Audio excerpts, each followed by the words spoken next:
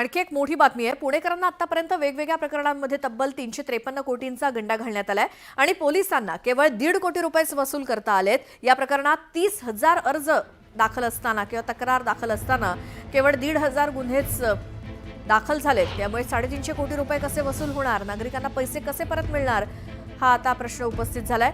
उत्तरादाखल पोलिसांकडून खासगीत ही मनुष्यबळ नसल्याची तक्रार केली जाते। आतापर्यंत पुण्यामध्ये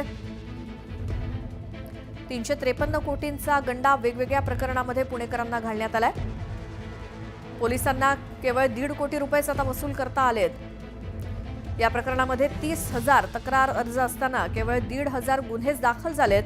त्यामुळे हे 350 कोटी रुपये नेमके वसूल कसे करणार, नागरिकांना त्यांचे पैसे परत मिळणार का, हाच मोठा प्रश्न आहे।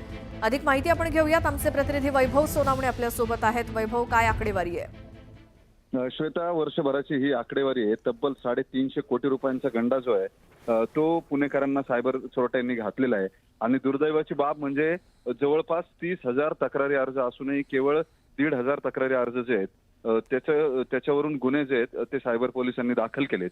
आणि या 350 कोटी रुपयांपैकी फक्त 1.5 कोटी रुपये जे आहेत ते वसूल करून त्यांना फसवणूक झालेल्यांचे देता आलेत।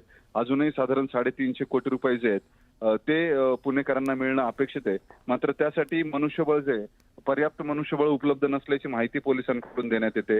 आणि या सगळ्या परिस्थितीत आणखी जवळपास 100 पोलीस कर्मचारी अधिकारी जे आहेत, जे ट्रेन आहेत, अशा अधिकाऱ्यांची कर्मचाऱ्यांची गरज आहे।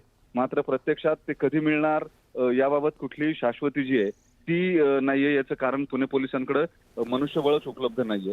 दुसरी गोष्ट जी आहे ती इतके मोठे पैसे जे आहेत, इतक्या मोठ्या प्रमाणावरती पैसे वसूल कसे करून देणार, इतक्या अर्ज जे प्रलंबित आहेत त्या अर्जांचं नेमकं काय करणार, असे अनेक प्रश्न आहेत। पोलिसांना याची उत्तरं जी आहेत ती द्यावी लागणार आहेत। श्वेता, वैभव, या माहितीसाठी धन्यवाद।